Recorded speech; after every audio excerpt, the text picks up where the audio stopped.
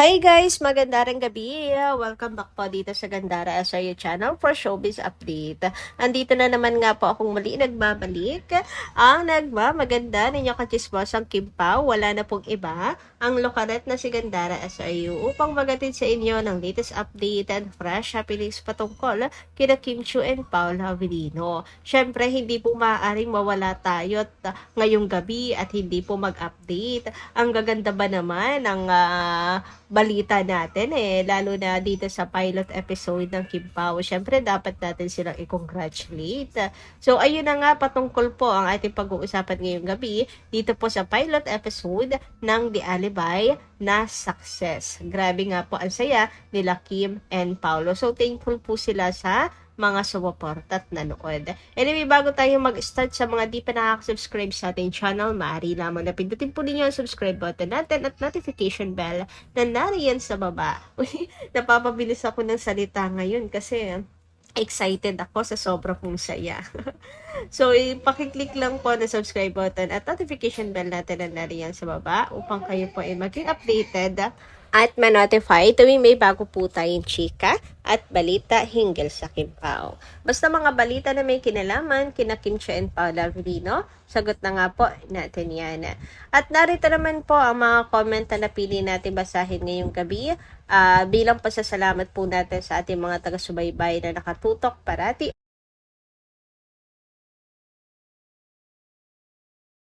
sa ating updates gabi-gabi. Syempre, para mabigyan na rin po ng pansin at bigyan ng tinig ang kanilang mga komento at opinion.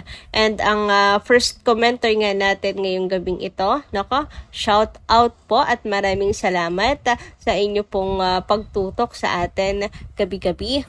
Ma'am Lot and Home Hunter, shout out sa iyo. Miss Gandara, good eve. So, walang makakatalo kay Kimi. Ang layo naman ni Nadine Lustre kay Kim. Iba ang ganda ni Kim. Nangaakits ang ganda niya. Kahit anong edad ay hahanga talaga sa kanya. At bakit naman gagawin ni Paolo na ihahambing ni Pao si Kim sa iba? Ipagpalit ba ni Paolo si Kim sa iba? Samantalang super sikat si Kim. Parang nagtampo si Paolo sa bigas pag ginawa ni Paolo yan. Matutuluyan siyang babagsak, malalaos at malulungkot sa gagawin niya kasi pati kami mga Kim Pao fans magagalit at magtatampo na sa kanya. Alam na pag nagpalit siya ng leading lady at hindi na talaga si Kim ang partner, wag na tayong umasa na sila pa ni Kim. Alam naman ni Paolo yan na hindi na nagpibigay ng second chance si Kimi pag nasaktan ang damdamin niya. At hindi lang si Kim ang mawawala sa kanya. Lahat ng supporter ni Kim. Wait na lang kami sa nangyayari. Wag naman sana. Kasi sobrang sayang ang tandem at partnership nilang dalawa. Sayang at mahal din naman namin si Paolo. Pero wala kaming magagawa kung siya na ang kakalas kay Kimi. Basta manatili kami kay Kim hanggang dulo ang suporta namin. Kasalanan na yan ni Paolo pag iniwan niya si Kimi. Ayan, true, Ma'am Lot and Home Hunter. Ayan, wala po tayong magagawa kung si Pao naman po talaga na ang bibitaw. Pero I don't think so. Wag na natin pag-usapan yan. Pero ang tataka lang ako, Ma'am Lot and Home Hunter, sa sinabi niyo. Meron po bang nagsabi na kinukumpara ni Paolo si Kim sa iba? Grabe naman yun. Sino po nagsabi noon? Grabe. Para masupalpal natin kasi hindi yan totoo. Bakit naman ikukumpara ni Paolo si Kim sa iba? Or bakit maghahanap na iba si Paolo? Okay, about naman po sa kay Nadine, I don't think naman na there's something between them. So trabaho lang talaga. Yung tungkol po sa Kim Pao, may Kim Pao at may Kim Pao pa rin naman pong babalikan si Paula Avellino. Kasi nga, tinatapos lang po yung kanyang project with Nadine na matagal na pong nakapending. Samantala, dumako naman po tayo ngayon sa comment ni Ma'am Dina La Fortesa. Sabi niya rito, Gandara, sagot ito doon sa nagsasabing hindi sikat si Paulo na sumikat lang nung magtambal sila ni Kim. Ahem. Sikat si Paulo noon pa man, wala pang Kim Pao. Ngunit sumikat ng grabe si Paulo mula nang matambal sila ni Kim. Ganon din si Kim na talagang sikat na mula pa sa PBB days niya. Lalong tumindi kasikatan ni Kim nang magtambal sila ni Paolo Avellino. Yes, kasi si Paulo kilala na po talaga eh. Kahit hindi mo sinusuportahan yung project niya, pag sinabi mong Paolo Avellino, kilala mo. Yun po ang palatandaan ng sikat. 'Di ba? Yung tipong kahit hindi ka nakasubaybay sa kanya, pero pag nadinig mo ang Paolo Avellino, nakikita mo sa isip mo yung picture niya. Kilala mo siya. Pero ayun nga, iba lang ngayon kasi sobrang dagsa, as in talagang walang laman ang social media kundi Kim Pao. Ibig sabihin mas grumabe po ang kasikatan ng Kim Pao nung sila pong dalawa ay magtambala. Ayan, para sa mga nagsasabi na hindi sikat si Paolo Avellino. Pero sure, kung sakali pong mawala ang Kim Pao, biglang bubulusok pababa. Kasi most po ng nababasa ko is kay Kim po. Kay Kim po, susuporta, may iwan yung iba. Patuloy ang kanilang support. Kayo rin po ba? Pero bakit ba natin pinag-uusapan yung ganyang bagay? Samantala, dumako naman tayo dito sa comment ni Ma'am Inel Plasha. Magandang gabi. Sabi niya rito, hello po Miss Gandara. Wow, bravo. Ang ganda po ng sinabi mo. At parang advice na rin sa Solid Kim Pao. Para sa akin, forever ko silang susuportahan sila. Solo or magkasama sila, I support it and I respect their privacy as always. Thank you so much Ma'am Inel Plasha. Uy, sa inyo pong pag-appreciate sa atin pong advice sa mga kakimpaw. Yun na lang kasi yung magagawa po natin para ma-maintain po natin ang respect kina Kim and Paolo. Yung iba kasi umu-over debakod na rin. Parang hindi po nila nababantayan yung kanila pong kinikilos at sinasabi. Minsan kinakailangan din ng kaunting paalala, 'di ba? At advice, Ma'am Inel Plasha. So ayun, yes, Kim Pao forever hanggat nandyan po ang Kim Pao. Talagang susuportahan lang po natin at mamahalin sila.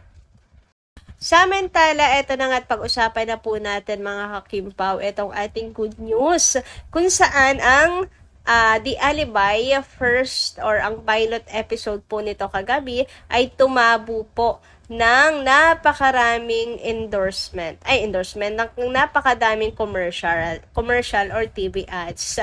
So eto nga po ang post ng DRPS PHCA TV ad listings. Grabe, no? Ayan, total of TV ads for March 16, 2026. Ayan, 8 PM slot. Ito po dalawa po itong kanyang ipinost para po maano po natin makita ang diferensya ng TV ads ng dalawang network.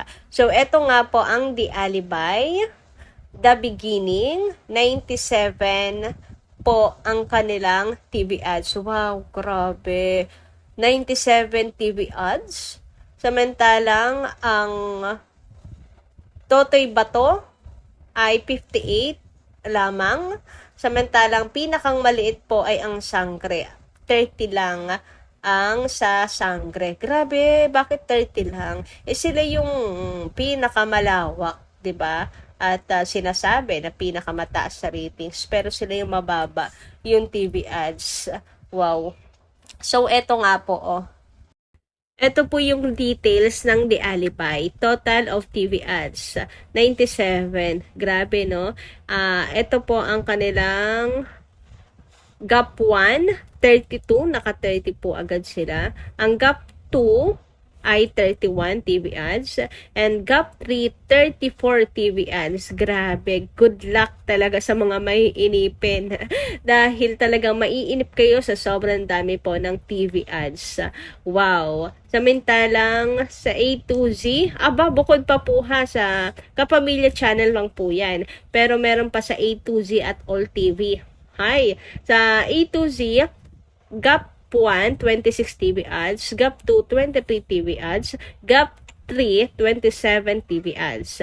Ang sa All TV, 26 sa first gap, 23 sa second gap, and third gap po ay 27. Grabe no, paldo-paldo ang team Di Alibay. Paldo-paldo ang Kim Pao sa TV ads. Congratulations Kim and Paolo. Kaya naman grabe din po ang pasasalamat ng team Di Alibay, lalo po nila Kim and Paolo. Sobrang thankful po sila sa mga tumutok at nag-abang ng pilot episodes nito. At syempre, wag po natin pababayaan yan. Ngayong gabi, nawa po ay maano rin po natin ma-maintain ang ano po nito, ang concurrent live viewers, of course.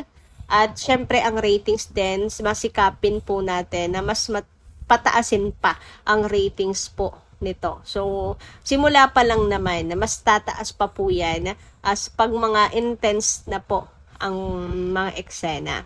Anyway, grabe ang layo po ang layo ng agwat. Sa TV ads po, 39 lang. Grabe, no? 30 lang. 30 versus 97 TV ads. Yung gap po nila, 11 ads lang. Gap 2, 10 lang. Tapos gap 3, 9 TV ads lang. Grabe, no? So, ito po yung report ng TV ad listing.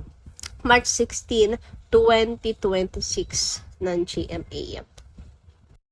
Naniniwala ako na may itataas pa po ito at ang atin pong rating sa mga susunod na araw. Lalo na kapag meron na pong intense na eksena na ipapalabas. So, ano pa yan ha, partida? Napanood na po ng iba yan. Napanood na sa Prime Video and sa iWine. Pero ganyan pa rin po ang suportang natanggap. Anyway, ganito lang po muna ang ating update. Maraming salamat po sa inyong pakikiligan. Kita-kits po tayo muli sa mga susunod natin chika. Maraming po salamat at ingat po kayo palagi.